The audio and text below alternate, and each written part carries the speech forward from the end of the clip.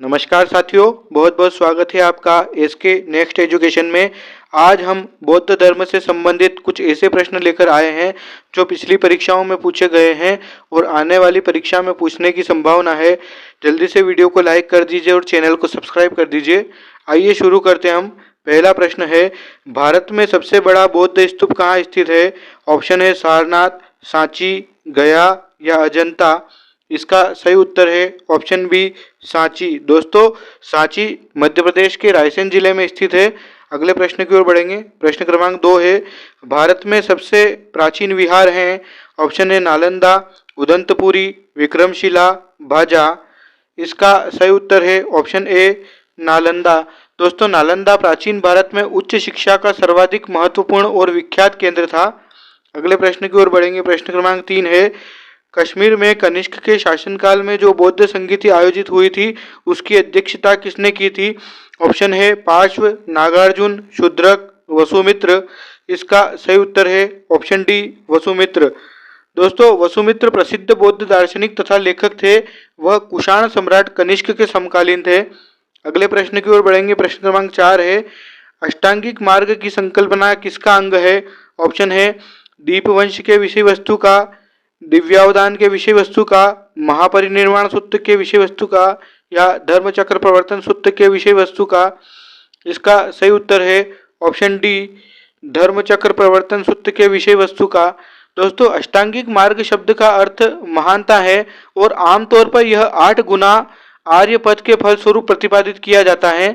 अगले प्रश्न की ओर बढ़ेंगे। प्रश्न क्रमांक 5 है, मिलिंद पन्हो। मिलिंद के प्रश्न राजा मिलिंद और किस बौद्ध भिक्षु के मध्य संवाद के रूप में है?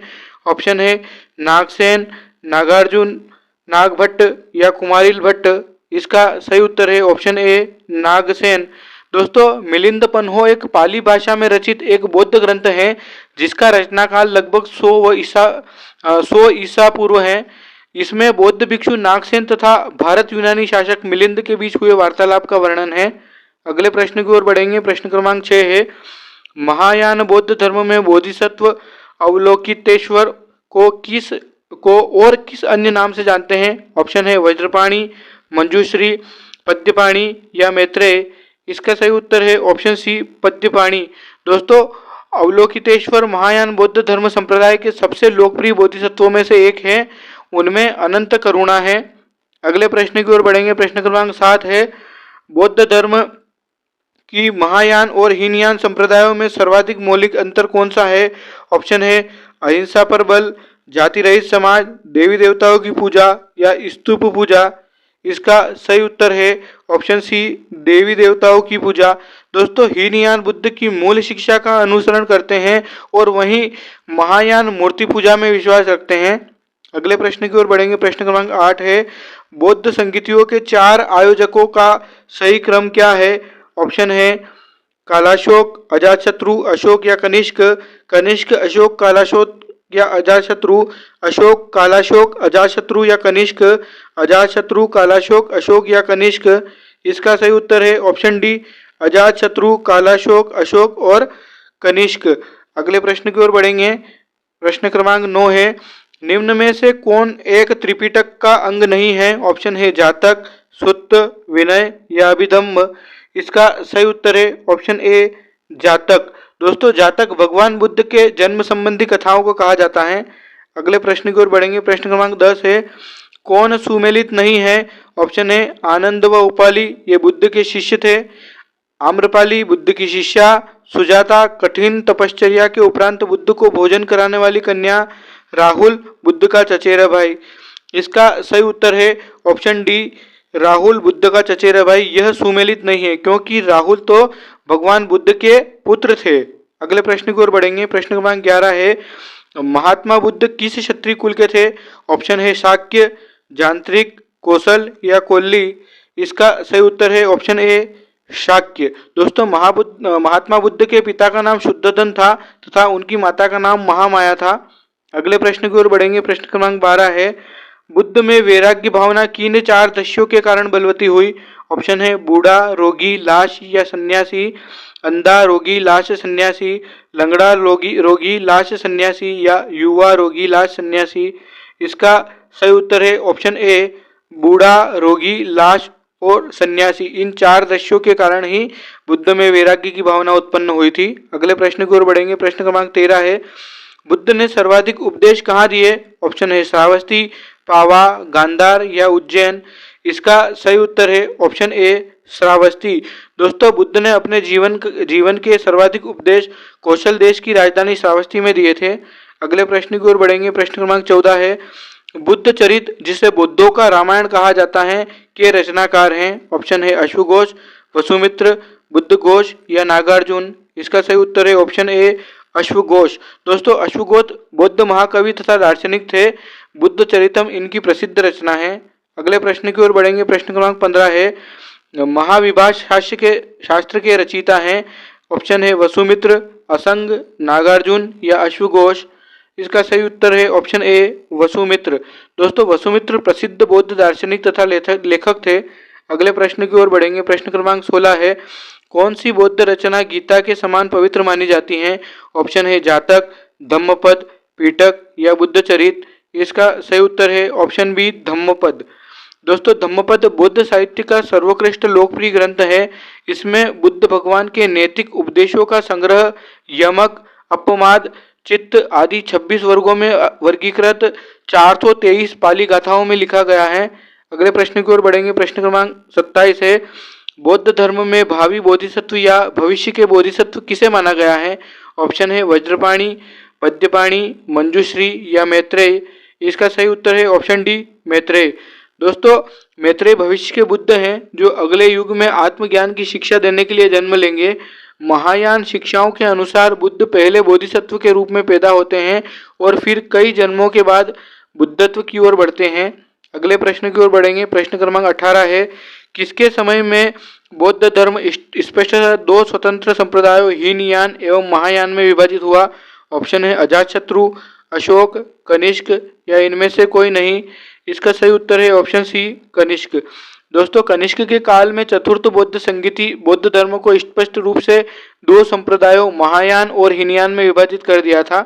अगले प्रश्न की ओर बढ़ेंगे। प्रश्न क्रमांक 19 है, योगाचार्य या विज्ञानवाद के प्रतिपादक थे? नागार्जुन, मैत्रेय, अश्वघोष, महाकश्यप। इसका सही उत्तर है ऑप्शन बी मैत्रेयनाथ।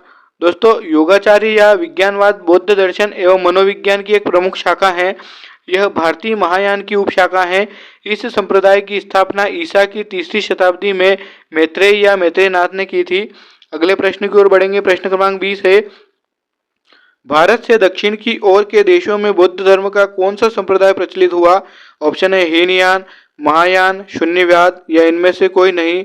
इसका सही उत्तर है ऑप्शन ए हीनयान। अगले प्रश्न की ओर बढ़ेंगे। प्रश्न क्रमांक 21 है, भारत से उत्तर की ओर के देशों में बौद्ध धर्म का जिस संप्रदाय का प्रचलन हुआ उसका नाम है हीनयान, महायान, शून्यवाद या इनमें से कोई नहीं। इसका सही उत्तर है ऑप्शन बी महायान। अगले प्रश्न की ओर बढ़ेंगे। प्रश्न क्रमांक 22 है, बौद्ध धर्म का मूलाधार है? ऑप्शन है 4 आर्य सत्य, अष्टांगिक मार्ग, त्रिरत्न या इनमें से कोई नहीं। इसका सही उत्तर है ऑप्शन ए 4 आर्य सत्य। दोस्तों, 4 आर्य सत्य है दुख का, दूसरा है दुख का कारण, तीसरा है दुख निरोध और चौथा है दुख निरोध गामिनी प्रतिपदा। अगले प्रश्न की ओर बढ़ेंगे। प्रश्न क्रमांक 23 है, बौद्ध रत्न के त्रिरत्न में शामिल नहीं है? बुद्ध, धम्म, संघ या मध्यम मार्ग। इसका सही उत्तर है ऑप्शन डी मध्यम मार्ग। इसको छोड़ के बाकी ये सभी त्रिरत्न में शामिल है। अगले प्रश्न की ओर बढ़ेंगे। प्रश्न क्रमांक 24 है, बौद्ध धर्म को भारत में अंतिम राजकीय संरक्षण किस वंश के शासकों ने दिया? ऑप्शन है बंगाल के पाल, गुजरात के चालुक्य, अजमेर के चौहान या इनमें से कोई नहीं। इसका सही उत्तर है ऑप्शन ए बंगाल के पाल। दोस्तों, पाल काल बौद्ध धर्म का अंतिम महान चरण था। पालों ने बौद्ध धर्म को अपने राज्य धर्म के रूप में संरक्षण दिया। उनके काल के मंदिरों में बौद्ध स्तूप जैसी छतें थी जिन्हें बांग्ला छतें कहा जाता था।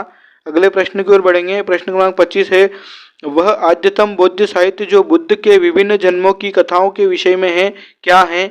ऑप्शन है विनय पिटक, सुत्त पिटक, अभिधम्म पिटक या जातक। इसका सही उत्तर है ऑप्शन डी जातक।